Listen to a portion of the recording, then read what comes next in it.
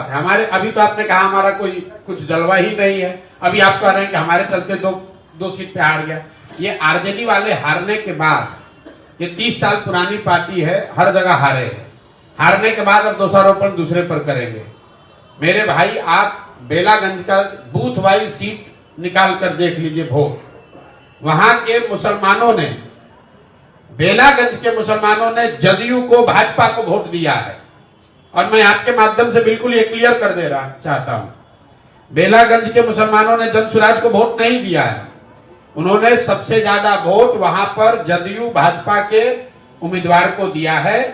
आप booth wise जो बेलागंज के बड़े मुस्लिम गांव हैं, वहां पर जो वोट पड़ा है उसको निकाल कर देख लीजिए।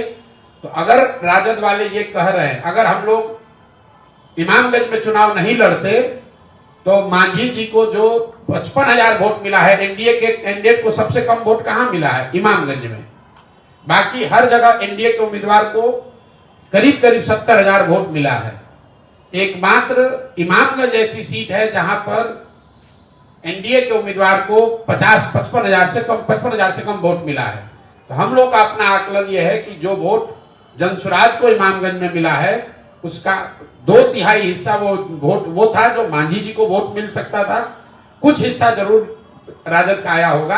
अगर इमामगंज में हम लोग नहीं लड़ते तो राजद वहां और बड़े अंतर से हारती, कम से कम 25-30 हजार से हारते ये लोग।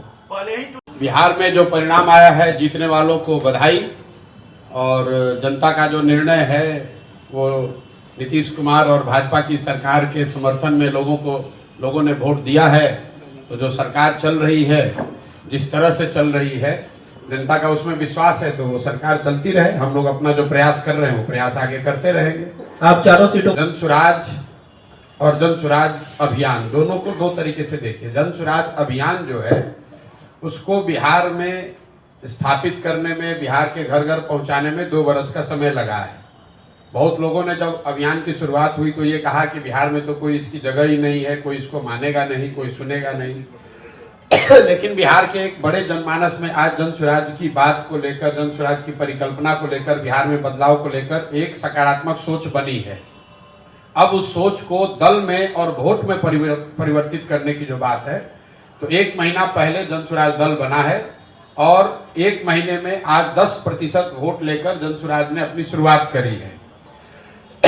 आपको जस्ट कॉन्टेक्स्ट के लिए बता दूं, मैं ये नहीं कह रहा हूं कि 10% वोट बहुत बड़ा वोट होता है, लेकिन बिहार में भाजपा यहाँ देश की सबसे बड़ी पार्टी है, उसको 21% वोट है।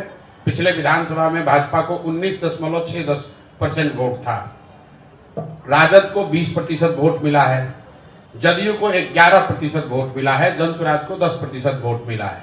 और इससे बहुत बेहतर हो सकता था, लेकिन जनसुराज दल 1 महीना पुराना है, सिंबल 10 दिन पुराना है, कैंडिडेट नए हैं और उन क्षेत्रों में चुनाव हुआ है जहां पर जनसुराज की पदयात्रा नहीं हुई है, जनसुराज पार्टी का कोई संगठन नहीं है।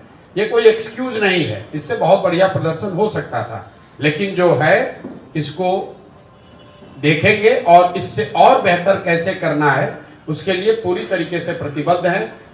10% आया है, अगर 1% भी आता तो भी हमारे अपने प्रयास में, हमारे कमिटमेंट में, बिहार को सुधारने के जज्बे में, उसमें 1% की भी कमी नहीं आने वाली है।